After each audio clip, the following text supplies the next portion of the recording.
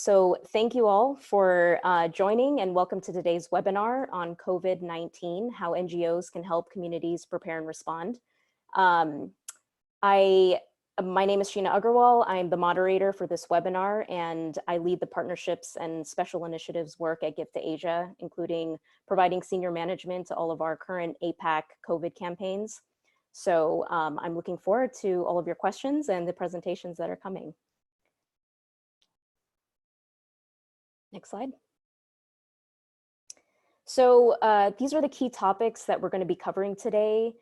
Gift Asia has been running a coronavirus campaign since January when the outbreak began in Wuhan, China. And since then, we've expanded our response campaign to the entire APAC region as this has become a global pandemic. And so we thought it would be beneficial to share our experiences from China and create an opportunity for other players in the region to share their lessons and guidance for NGOs across APAC and beyond, since we all sort of recognize the critical role that civil society plays in this crisis. Many of you are probably already on the front lines of this, and we hope you'll come away with some new insights to help move your work forward. Next. A bit about Gift to Asia, for those of you who haven't heard of us. We are a US-based nonprofit that connects corporations, foundations, and individual donors with trusted local charities in 23 countries across the Asia Pacific. We have local staff and advisors in all the countries and locations that we work, and in the past 20 years have built a network of over 2,000 local nonprofit partners. During this time, we've also responded to over 40 disaster events across the region, and we focus on partnering with local groups who are on the front lines of response. And given the necessity for sort of forward-thinking program, we tend to prioritize preparedness and long-term recovery alongside all of our immediate response work to make sure that we're thinking about communities long after headlines fade. So with that, I wanted to introduce our esteemed panel of experts that are joining us today and who will be sharing their insights. So Tom Cotter is the Director of Emergency Response and Preparedness at Project Hope, where he manages the day-to-day operations of Project Hope's coronavirus response efforts in China and other high-risk countries. Tom has nearly a decade of experience in international disaster response and health emergencies globally. Haiyan soon is joining us from China. She has 20 years of experience in various fields, including media and social sector work. She's been part of the Ginkgo Foundation since 2015 and was central to the Ginkgo Fellows in COVID-19 Relief Action Program through the Ginkgo Wuhan Action that supported providing medical machines for hospitals and patients in China. Liang is a senior program manager at Gift to Asia through our Beijing office. In her role, she works closely with local and national nonprofits across China to oversee program implementation. And during the last couple months, she has been instrumental in facilitating our emergency grants into Hubei province to fund coronavirus response efforts. Joan Sara Thomas has served in multiple capacities at Vital Strategies since joining in 2015, and in her current work as the Interim Deputy Country Director, she strengthens their overall work across the Asia Pacific region, including identifying priorities and needs that align with Vital Strategies' global efforts on COVID-19. She's also a technical advisor for the Bloomberg Data for Health initiative that focuses on civil registration and vital statistics improvement. All right, with that, we'll get into the presentations. Joan, let's begin with you. Could you provide some baselining for us when it comes to COVID? What do we know right now about the pandemic at this point? And could you share a little bit about what we hear when it comes to flattening the curve and some of the biggest risks that kind of face the world as we deal with this crisis? Yeah, sure. Thank you, Sheena. Good morning. I hope you can hear me well. I thought we could just start with, what is the coronavirus? And, the word corona comes from the Latin, which means crown. It got its name from what the virus looks like under the microscope. It has this external structure that features crown-like spikes. Coronaviruses are also a very common group of viruses with a handful of different strains circulating that affect humans and often result in what we refer to as a common flu. COVID-19, on the other hand, is a new coronavirus. What we do know about this new coronavirus is that it's a respiratory illness and that is spread really quickly across the world. With just under 417,000 confirmed cases worldwide and just over 18,500 deaths as of today, it's spreading fast. It's highly contagious. It can spread between people who are in close contact with each other and via contaminated surfaces. And at present, there's no confirmed treatment or vaccine. The symptoms that turn up usually are dry cough, fever, shortness of breath. Most people who have it are going to experience mild to moderate symptoms, thankfully, or no symptoms, and will recover. But it can cause more severe illness and death to a higher risk or smaller group of people. And there's more and more research coming out about what is that high risk profile. Right now, we're thinking older people, people with existing health conditions like heart disease and diabetes. It's extremely contagious. We've seen a lot of person-to-person spread globally, and there's quite a significant amount of spread in healthcare facilities. That said, there's still a lot of things that we don't know about this virus and this pandemic, and we're learning as it evolves.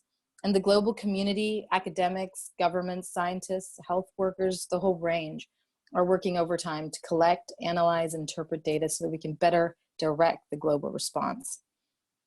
So what we do know is that we need to flatten the curve. And so when we say flattening the curve, we're referring to this little diagram many of you have seen. A rapid pandemic looks like this pink curve. Little to nothing is being done to slow the infections, which means a lot of people are getting sick in a short amount of time. A slower global pandemic looks like that gray curve. The rate of new cases is much slower. They're spread out over a longer period of time. And which one of these paths we're going to end up on is really important. Because of that dotted line represents our healthcare capacity or capacity of our healthcare systems. That means the number of doctors, beds, respirators, and everything else. And what we really want to avoid is that sudden explosion like that first curve. That's going to overwhelm our healthcare capacity globally or nationally in your countries. What's interesting is that hypothetically, even if the two curves were to represent the same total number of people that were to eventually get sick, in the rapid outbreak scenario, the pink curve, more people are going to die because there won't be enough space in hospitals to accommodate them. So flattening the curve really just means taking actions to avoid large number of people from getting sick all at the same time, so that we don't overwhelm our healthcare systems and don't have a higher rate of death, as care won't be able to be delivered with as much attention in the way it should or could. So in short, what does this mean? For individuals, it means wash your hands, stay at home, try to travel less, don't wear masks unless you're sick, minimize contact, no handshakes. For older and high risk, self-isolate, try and stay away during this period for now. For healthcare providers, be ready to surge safely. Strive to uphold improved infection protection and control. This is a big challenge we're facing because globally there's a huge shortage that we're trying to resolve. But for societies and NGOs and governments, engage in dissemination of clear and frequent comms or communications. Keep looking at new data to inform your decisions and constantly be weighing benefits with societal and economic costs when you do things in your communities. I think I'll stop there. Thank you, Joan. We'll be circling back with you a bit later for more of your insights. Now taking our case study of China, I'd like to hand it over to Liang from Gift Asia. Liang, can you talk a bit about what Gift Asia saw in terms of the programming arc in China that other countries might expect as they start getting into this, as well as insights on perhaps what was unexpected or challenging? Thank you. Sure. Hello, everyone. I would like to first point out the difference, which is in China, we've had a clear epidemic center, which is Wuhan City. So in the very beginning, it feels like all the resources were pouring towards the single city, plus a few surrounding cities in the same province. So for the NGOs without local presence, Give to Asia included, it was really challenging to get to know what's really going on while you and your teams are required to practice social distancing yourselves from thousands of kilometers away, that is.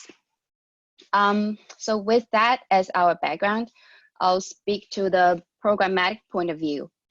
First and foremost, it is always to understand the needs and gap on the ground and what we can do as NGO to address those. So we all know that the critical needs started with, for example, PPE, ventilators, blood, diagnostic machines, etc. But how to buy those machines and how to get them delivered on the ground. This, I think, was the first layer and probably the primary focus for most efforts. For those organizations who have people on the ground, including staffs, network organizations, volunteers, they definitely have an advantage. So apart from the first layer, I was just talking about other pressing needs gradually emerged. So there are projects to support basic needs for daily lives, such as meals, care packages, subsidies for the frontline medical workers, patients, community workers, and volunteers. In the meantime, various other, for example, there are hotlines for counseling services, people not infected with COVID-19, but who still need access to medical treatment. For the moment, we seem to have passed the most chaotic stage in China. So there are more programs aiming for mid and long-term recovery efforts, supporting those who might have lost their jobs, livelihood recovery, mental health treatment for frontline workers and patients, epidemic prevention, and education efforts. Apart from all the above, I do want to mention that we also have projects supporting our nonprofit partners' operational costs to make sure that they can survive these challenging times. With that, I think will be a quick overview from the programmatic arc. So back to you, Sheena. Thank you, Liang. And to complement that perspective, let's turn to Haiyan, who has been on the ground as an implementing NGO responding to this crisis in China. Haiyan, can you share your experience from the implementation side? How did your organization as an NGO in China get involved and mobilize resources? And what have kind of been your biggest lessons that you can share with other NGOs entering this space? Thank you, Sheena. Hello, everyone. I will say our organization actually, for such a big disaster, just sudden happen, not only a single NGO can work out. So from this action, we actually united more than 20 NGOs together to implement one project to send the oxygen generator machine to the patients, home patients and hospitals. And this is like during 20 days, we have more than 20 main NGO leaders work day and night to create another supply chain from the products from the factory to the logistic and to the end to the hospitals and the patients. So this kind of new supply chain is done by joint effort. And I will say the second slide is about what I think is very important. Our Ginkgo Wuhan action, first, I think joint effort is really, really important. You need to use an online platform. Like in China, we use WeChat. We create many WeChat groups to work together. And between the NGOs, I think the most important element for NGO can work together is trust. We think trust can decrease lots of cost. You can work together very quickly, very professionally. So you create a self-managing growing organization. This kind of structure we found is quite amazing. It's growing by itself according to a main target. Then they will spread according to the working model, working section, and you have a sub groups. Then every small groups, they coordinate together. We are the NGOs who are, most people are not in Wuhan. They are in crossing all the provinces of China. But the real implement, like you send in the machine or support the people, you need the volunteers in the frontier, like in Wuhan. So we got many volunteers, the ordinary people, they organized together, like maybe they are hairdresser, they became drivers. So how you can work together with online and offline together. And during this process, we also think cooperation with the multi-stakeholders, very important. You need to working with different sector to play together. One is NGOs, we can very immediately know what is most important, such as when the oxygen machine is refunded in the end of January, we have online doctor consulting service for all the people who are at home. We got 2 patients died suddenly, and then our doctor teams began to discuss because we didn't know the situation will be such a severe situation. People will die suddenly at home. So we discuss in the night, and we get to the conclusion is we need to provide the oxygen machine to the people who cannot accept by the hospitals. So this action immediately to decided. Then we need working with the policymakers and the doctors, because we know what the policy next, and we know also how we work with the hospitals together. And at the same time, I'm working with many companies, corporate companies. We raise funding and foundations, get money ready immediately.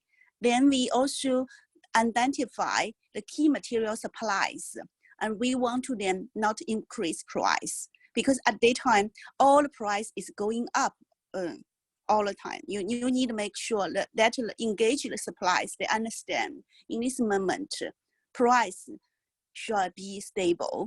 And we also working for main logistic companies. Like in China, we working with local Shunfen. We also with the bigger multinational company like Maski.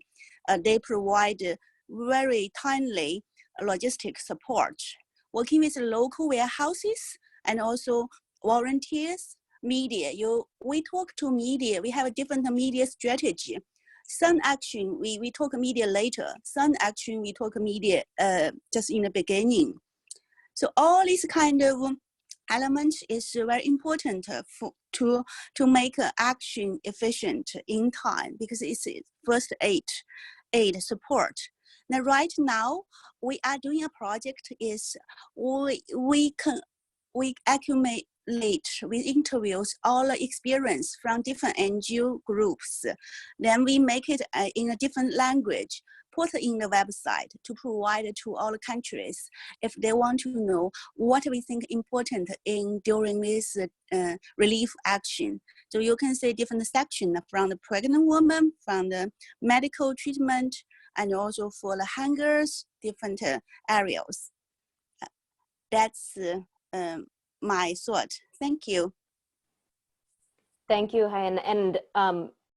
And we will be circulating that resource, the practical guide, to the group after the webinar closes, as well as any other resources that the presenters bring up. So don't worry about writing down links. We'll send all of that together afterwards. Zooming out a bit, and I know many of you work in the larger APAC region and beyond, I'd like to hand it over to Tom at Project Hope. Tom, can you share some of your experiences, both in Wuhan as well as outside of China, and some of the differences you've seen? What's in store for APAC? What are the key vulnerabilities, and how should NGOs be working with other sectors? Thank you. Thanks, Sheena, and thanks for having me too. It's quite a privilege to be here. If I could skip ahead to the next slide, I can talk a little bit about how we organized ourselves as an organization. So we're an international organization that does global health. We have an emergency response capability, but overall, we're a global health organization. When a pandemic like this happens, and it doesn't happen quite often, we've actually had to restructure ourselves from the ground up to make sure that every resource available to us internally as an organization is now driven towards finding solutions to COVID-related problems.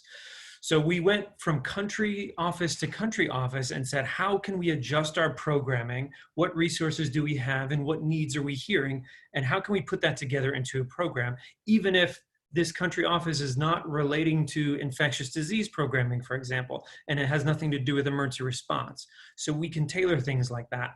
One example of that is in Ethiopia, we have an HIV program that does contact tracing. And it didn't take too much imagination to say, if this works for HIV, it can certainly work for contact tracing with COVID. And so that's what we did. And so we're working very closely with the Department of Health there. In another place, we're training medical students. And so we've added more IPC training, infection protection control training, how to properly use PPE into that curriculum. And so we're going country by country and modifying our programs like that. On the next slide, just talking a little bit about our lessons learned. So we are privileged to have had an office and some incredible colleagues in China. We have 3 offices in China, in Beijing, Shanghai, and in Wuhan. And so we were well positioned right when this outbreak started in January to immediately start working with our local partners and with our colleagues to start implementing programming. It took a lot of trust. I think my colleague that spoke before me talked about this. When you can't talk to your colleagues every single day, when you're in different time zones, when there's a lot going on and things are moving rapidly in an emergency response, we have to move the decision-making as far down towards the field as possible. So that's what we did, and our colleagues did brilliantly, because what they did was they matched the needs to whatever resources headquarters was able to offer. And that was the name of the game. The team focused on needs-based programming. We would figure out who needed what and how we could get it there. We would monitor it. So we didn't just go and hand off the PPE that we were delivering, the personal protective equipment, the masks and goggles. We delivered it directly to the healthcare facilities because they were already partners of ours. And then we leveraged our networking and our networks within China to assist with the importation and working around all of the government processes to get all this done. And China was very easy to work with because they lifted a lot of the processes and made things easier. But because we were networking really effectively with our partners and with the government authorities, we were able to know that really early. So we were able to deliver about 5 million pieces or over 5 million pieces of personal protective equipment and durable medical equipment too, including patient monitors and ventilators. The next slide, please. So finally, this is my last slide just to wrap up where I think our heads should be as folks. I work in the healthcare sector, so I'll speak a lot about the healthcare sector. I recognize not everyone is. But in the healthcare sector, you know, we need to be supporting frontline healthcare workers with training and equipment and ensuring they don't fall ill. And that's really the name of the game, is making sure that, as my colleague Joan spoke first about, she showed the flattening the curve graph. By keeping our healthcare workers healthy and at 100% capacity, we're enabling ourselves to flatten that curve under the capacity of the healthcare system. So we're keeping the capacity of the healthcare system as high as we can. I think also something that we all should be doing is amplifying good health messaging. And you don't have to be in the health sector for this. So the WHO, the CDC, our countries, they're coming out with very good messaging, and we're in very good positions to be sure that we're relaying that messaging to the folks that we're working with, to the communities we're working with, and you know, alleviating any negative rumors that might be spreading as well. And I think we've all heard those everywhere in the world. They're happening. So I encourage us to take a look at that and see ways that we can incorporate the messaging into our programming. In terms of folks that we're looking at, of course, for coronavirus, it affects older individuals quite starkly, according to the data. So they have a higher chance of falling critically or severely ill. But another vulnerable population that I think everyone on this call probably works with is those that lack resources, folks that live in poverty. It is very hard to maintain social distancing and maintain good hand hygiene if you don't have access to water, if you don't if you have a job that you can't leave. Likewise, if you lose your job, you're going to need additional resources. And so those folks are particularly vulnerable. Now, when we talk about a global response like this, the collaboration becomes very important. And there's not a centralized collaborative effort right now. So one of the ways that we like to work is first of all under government entities, local, regional, national, and we try to get national permission and then collaborate as locally as possible. I find that works really well. There's some formal response networks out there. If you've heard of the cluster system, some places that's active and others it's not. But then we also have our informal networks, and I think joining panels like this and networking with our colleagues in other organizations is a really good way to collaborate during emergencies. And we always want to seek to complement our efforts and not overlap. So that's where those informal networks come in. Our partners can tell us what they need and where we get it. One of the most important parts of collaboration is if we're depending on our implementation partners to help us collaborate a bit and not get too many masks at one time, let's say, if we dedicate a resource to them and we tell them we're dedicating a resource to them, we really have to deliver on that because otherwise they may be passing up other invitations for resources. So I'll leave that there. I'm looking forward to the questions. Great, thank you, Tom. So one of the key priorities that Give to Asia is always thinking about and trying to remind our partners about is to keep the long view in perspective when there's crisis programming. So after immediate needs, there's also a long road ahead for recovery. Joan from Vital Strategies, your organization has responded to other serious global health crises in the past. Given your experience in that space, what are the lessons from those events that you have for the world as we deal with COVID-19 across the world? How should NGOs be structuring effective programs, not just right now, but also for the medium and long term in terms of preparedness and prevention? And also, for organizations where health isn't a core priority for NGOs, how should they be getting involved in this response effort? Thanks, Sheena. Right, well, I just, as Tom is speaking, Tom and obviously Hope and Vital Strategies are similar. We're global public health organizations. And we too have done what Tom had mentioned, have pivoted internally and expanded to focus resources on COVID. We're very lucky at Vital Strategies to have a very strong team of epidemiologists at the Preventive Epidemics team at the Resolve to Save Lives initiative of Vital Strategies, headed by the former director of the Center for Disease Control, Tom Frieden. So our organization's really been tracking the virus since it's emerged. And the slide that you're seeing here is part of the adaptive response to COVID that's been developed at Vital, and it's actually being adapted constantly. So there's even more new versions coming up. But this gives us a good idea, and it's a good starting point. And I think it's important to understand at what stage your country is in this pandemic. But before I get into that, I wanted to just highlight that a few bars down on the disease control part at the top, you'll see community engagement. And that's a pillar that runs throughout, and often a strength that NGOs and CSOs have. And what we're seeing here really is the response measures in the slide for COVID-19 containment and mitigation. And activities that help reduce the spread of the disease and effectively treat those infected should be in place right at the beginning. So that's that disease control panel. During the containment phase, tracking down contacts of infected individuals is important, but this wouldn't be very helpful when there's evidence of extensive community transmission, which is what the situation is in a lot of our countries, unfortunately. And that's when you move down to the purple section, the next section, where it says NPIs, non-pharmaceutical interventions, are extremely important at this point.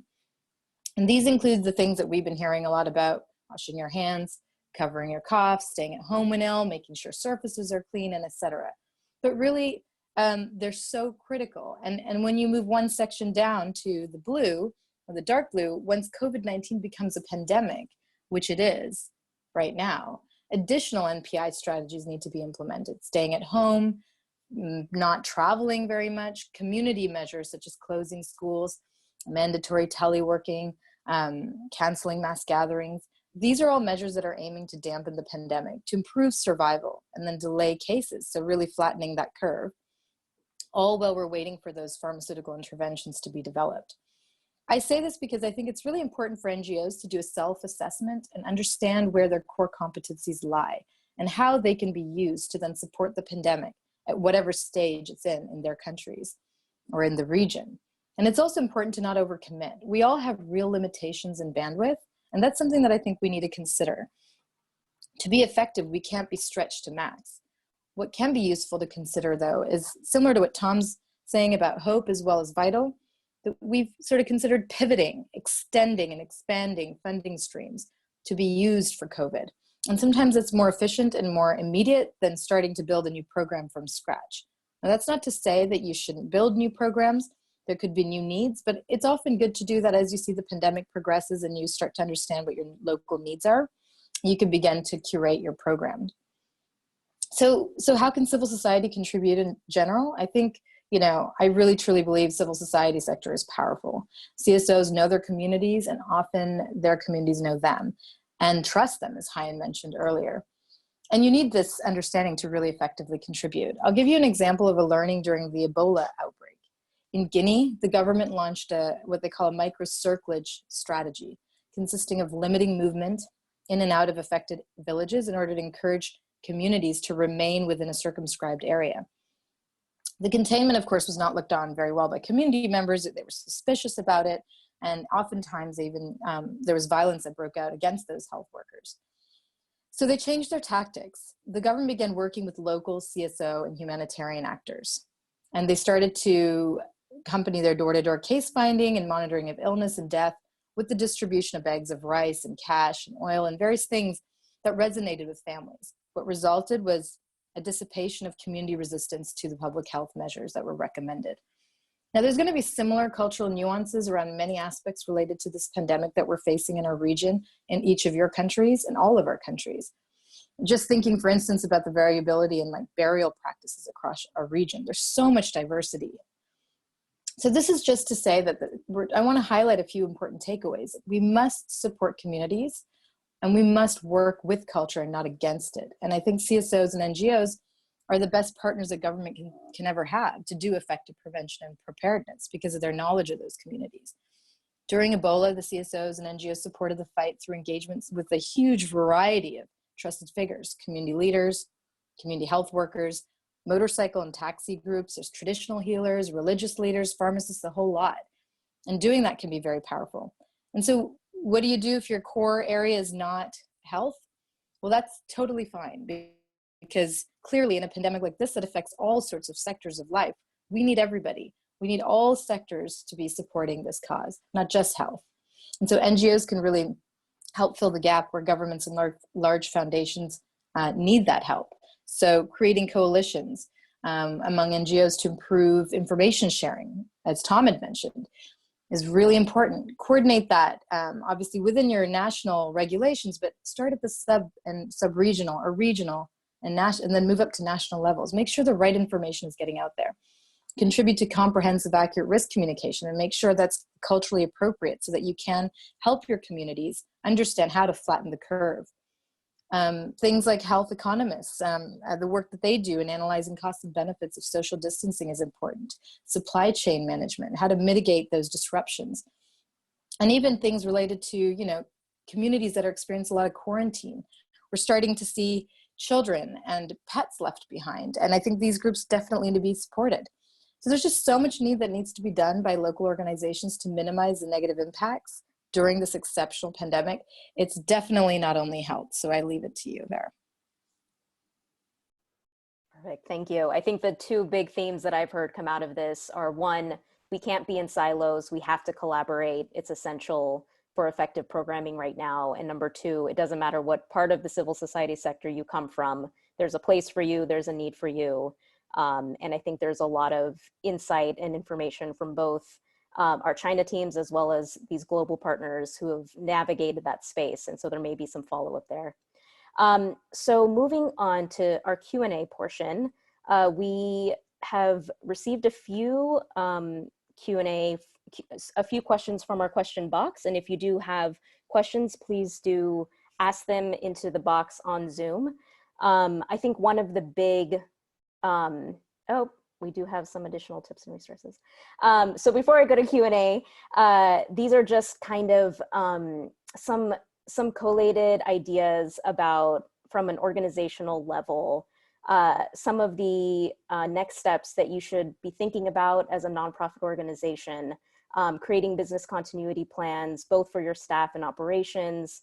When it comes to, I know a lot of people are worried about funding and current activities and how that's going to be impacted. Talk to your donors, ask them about flexible operational funding. I've seen tons of global funders changing the way they're doing grant making right now because of this pandemic.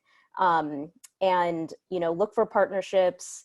If you need access to donation platforms, organizations like Give to Asia provide that service to nonprofits anywhere across the region.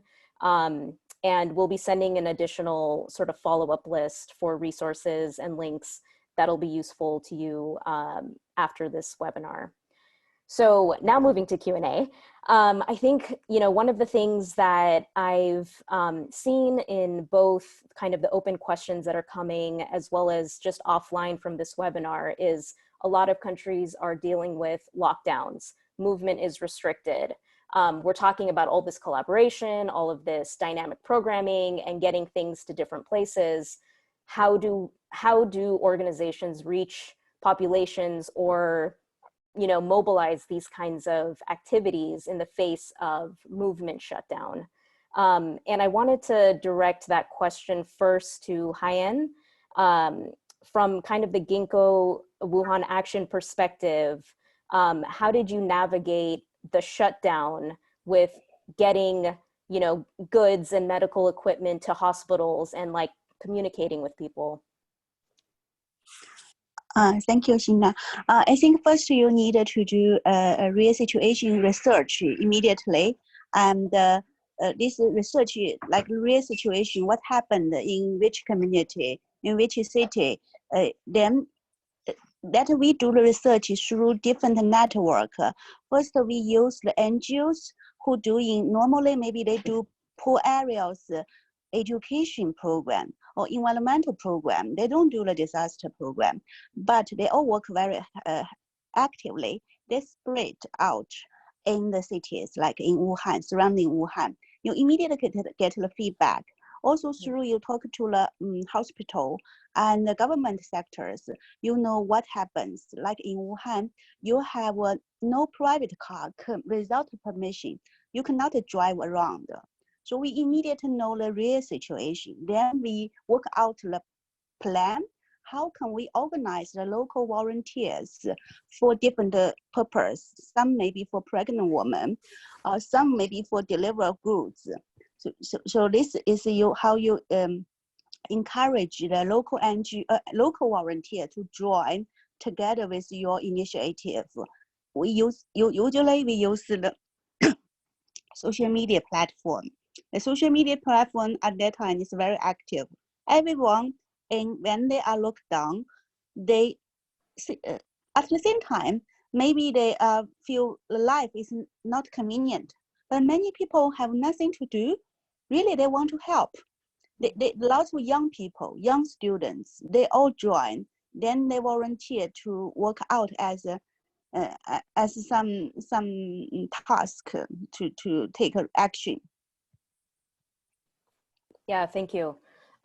Maybe I might also ask Liang, from a coordination kind of perspective, dealing with multiple nonprofit organizations that were responding to Wuhan and sort of being an intermediary, how did the lockdown impact grant making on the ground level?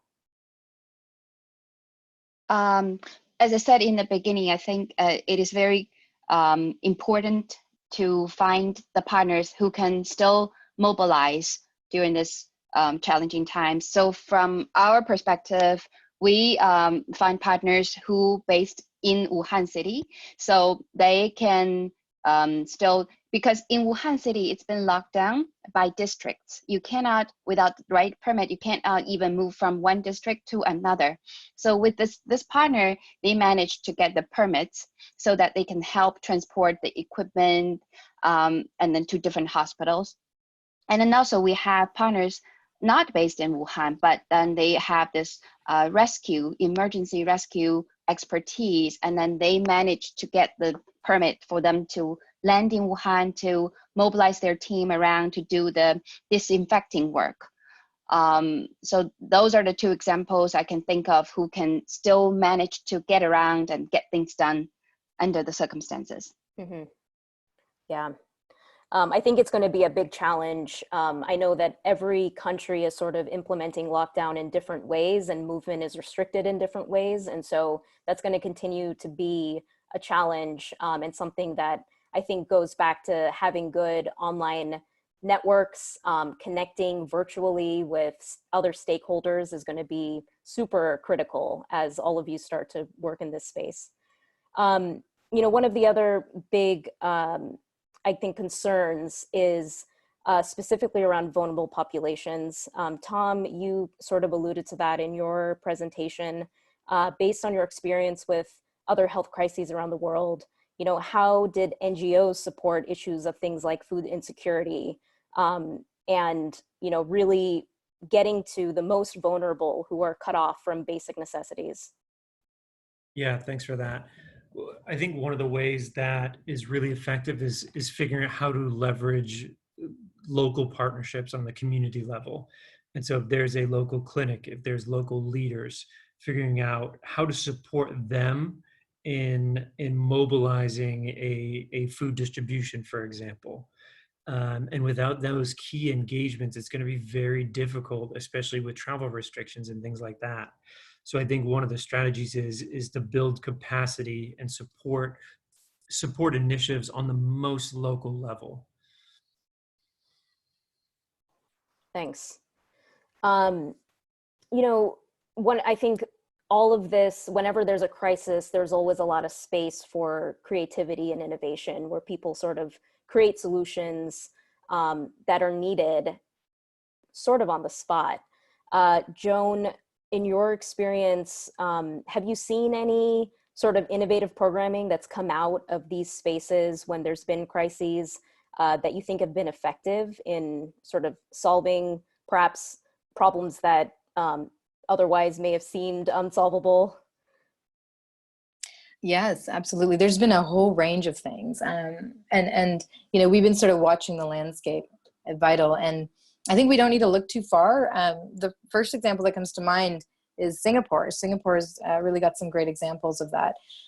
We're a strong biotech and innovations hub. The government really has rallied these natural innovators for the COVID cause.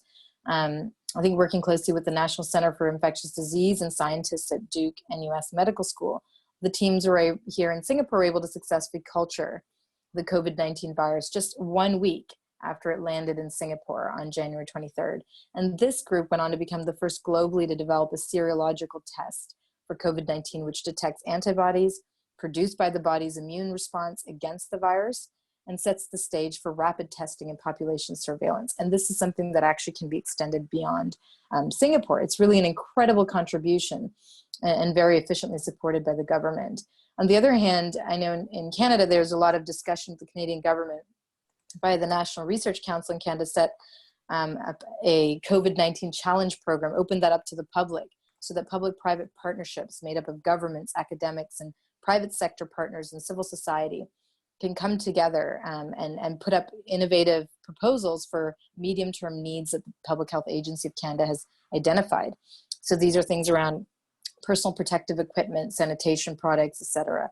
So it's really interesting to see that from the government level, but we see private sector doing it. H&M changing their supply chain to help manufacture masks, fashion houses doing similar. There's just so many different levels of innovation that's taking place at this time and I think public-private partnerships are really a powerful source of innovative solutions. Lastly, just as Tom said, that doesn't take away the fact that those that are on the ground and locally engaged really have an eye for what they need in their communities. And doing things that are innovative that meet the needs of your community members at this time is just an incredible source of support for the COVID response. Thanks. Yeah, I think, you know, maybe building off of what you mentioned about just equipment getting to places, have from a Vital Strategies, or maybe even Tom from Project Hope side, when it comes to logistics and supply chain, are there specific challenges you've seen sort of time and time again with these global crises when it comes to health equipment and medical equipment? Well, we've got a pretty unique situation where literally the entire world is affected, and that's really doing a number on the supply chain. One of the big challenges, I don't know if I mentioned this earlier in my presentation, but we were able to source a lot globally and get it into China during the height of the outbreak in China. And now the challenge is to reverse that supply chain, because a good chunk of the world's manufacturers are in China, and of everything, right? Of masks and medical equipment, and other things. And as the manufacturers come back online and get back to 100%, we're working on that. One of the problems, and I was just answering Sandra Walter's question about the aviation challenges on this. There's flights, the flight patterns and the flight volume globally is shrunk.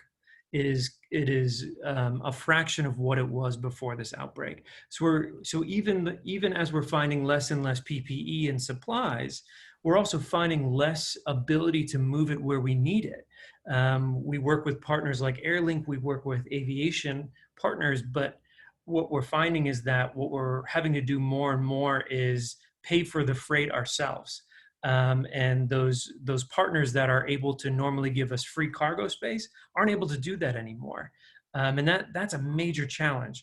The only opportunity there is that another part of this is that it is a lot easier to both export and import these days, because when you present to a Department of Health or to a country that you're trying to import life-saving equipment and critical supplies, you find that the normal barriers for customs clearance and the normal paperwork usually doesn't stand in the way anymore. But it is a challenge, and it will be for some time. So I think one of the challenges is to make sure that we're identifying the centers of manufacturing that are starting to ramp back up, and keep a close eye on the global logistics cluster and the WHO's critical supply chain folks. They can tell us where to source things out, but especially for, I think, health equipment, especially for PPE as a subcategory, it will be a problem for a little while longer, for sure. Mm-hmm. Liang, you're in China. We've sort of seen it from the other side there. Now with China slowly opening up and manufacturing hubs starting to get back a little bit to business as usual, do you see any opportunity there for China to actually fit in back to the supply chain when it comes to sending masks and medical equipment that are no longer such in demand in China outside to help other countries? I know some of that has started happening, but what are you seeing on the ground? Oh, definitely. I think right now, even in the Hubei province, it's been loosening up the travel restrictions, and so many elsewhere the factories are resuming their operations and their manufacturing activities. And from supporting side, I think at multiple levels, I've seen the efforts being put in there. I read in the news that the Chinese government has provided emergency aid to more than 80 countries already, plus to WHO as well, to deal with the COVID-19 crisis. And at the private sector, there are companies and NGOs who are helping directing resources they can mobilize to help other countries. As far as I know, one of our partners, they provided PPE to Iran like weeks ago. Also, I think, as our guest speaker Haiyan just mentioned, the network, they're translating learnings, experiences, practice tips that they can share with our peer NGOs. So there are multiple resources, hopefully will be available to others. Yeah, that's great. I think we're really seeing everybody sort of send resources from wherever they can, in spite of sort of national level priorities. Doctors are flying to other countries where there are epicenters of this. So it's really quite amazing to see a global movement around this. Joan, I wanted to ask, just from kind of a information and resource perspective, we have a couple questions here that are kind of about open source platforms. Where do we get reliable information? A lot of national governments are controlling information. You know, what is your recommendation to this kind of global group of nonprofits? Do you have suggestions for resources that, you know, would be helpful? Absolutely. I think, you know, accurate and reliable information is key for all levels of society across the world. So we have a couple tools and information and resources that we've shared, and hopefully we can circulate them. But the CDC website is very, very useful. The WHO, they have a Mythbusters page to help you understand what's fact from fiction and help with accurate information. Vital Strategies has a few pages of COVID-19 and a Ready Score map that tells you a little bit about country preparedness and kind of areas that need to be bolstered in this pandemic. So perhaps we could share that around with, you know, maybe in an email after the webinar. Yep. Could share some of those resources. I think it's extremely critical for all levels to have and find as many ways as possible to disseminate that to your local communities. Thanks. Yeah, we'll consolidate some of those links and put together a resource sheet for everybody following this. I think one of the other questions, maybe Liang, could you sort of speak to psychosocial or mental health needs that you've seen coming out of Wuhan that other countries might be dealing with in some of the medium to long-term programming? Yeah, sure. I think during the past month, I can only read in the news that there are hotline services being provided available to those who has the need to reach out. There are many professionals actually, because for various reasons, they have been locked down themselves inside their own apartments. So they are offering their expertise to help out. And then there are also some organized efforts from different associations and then also volunteers, experts who are reaching out, because I think they know there's the group of people who need this outlet, searching, you know, for their help. From programming view, we now have different, because things are starting to emerge, the psychological part. So we've seen different organizations started to put a more holistic program to addressing these issues. There are some in Beijing we've seen, and then some based in Wuhan.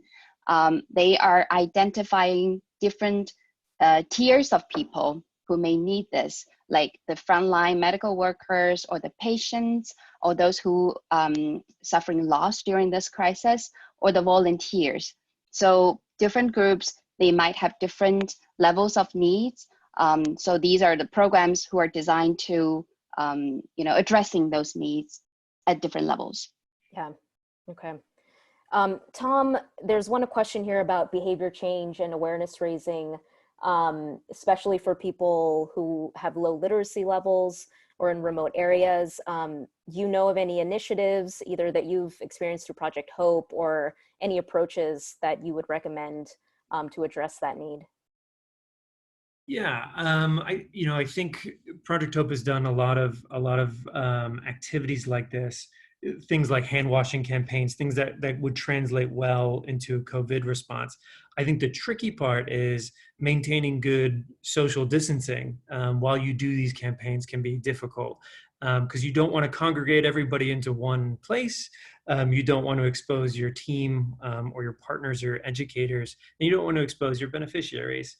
I may give this question a punt and see if I'd love to hear if Joan has anything to say on that as well. Sorry, Joan, to put you on the spot. No, that's fine. I was just trying to see if I could answer one of those questions that were coming up live. So this is about, could you just remind me a little bit about what the topic of the question was? So sort of behavior change and awareness raising in remote areas or places with low literacy levels, especially given social distancing issues and things like that. That is really hard to do, but I always go back to the sort of local coalitions that you can build on the ground, because communities, even if they are sort of far fledged and far reaching. They do have networks with religious networks sometimes. There may be, you have to look for any kind of point of intersection with those communities, whether they be mobile clinics that are going out or health workers that were going out. And it's difficult in a lockdown, but if you innovatively just look at what you have, any point of entrance, and then use that person and use that channel to bring in information that's reliable and accurate. I think that really helps, because in these kind of remote closed communities, you're going to often find a lot of suspicion, a lot of myths, a lot of, a lack of preparation. And we need to reach the unreached communities in this situation because the virus will spread.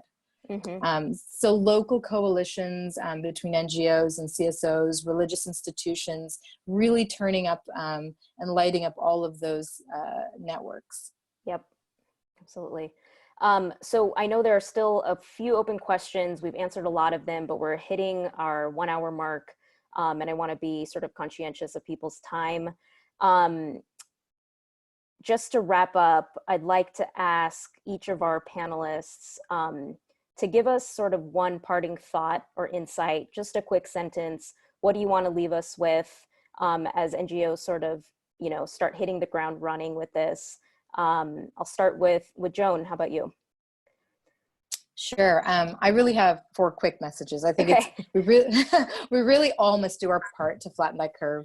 2, it's going to get worse before it gets better. So be prepared, but know that you're in it together. And 3, everything affects everyone. Individuals, communities, organizations, we all have the opportunity to take steps to keep everyone safe. And lastly, it's inevitable that the world will experience like another epidemic. It's not inevitable that we will be as underprepared next time. So those are my key messages. Thanks. Haiyan? My words will be take act, and always start with small group. Maybe talk to one person first, then 3 or 4. Then you will got an idea, and you reach more stakeholders and work out, and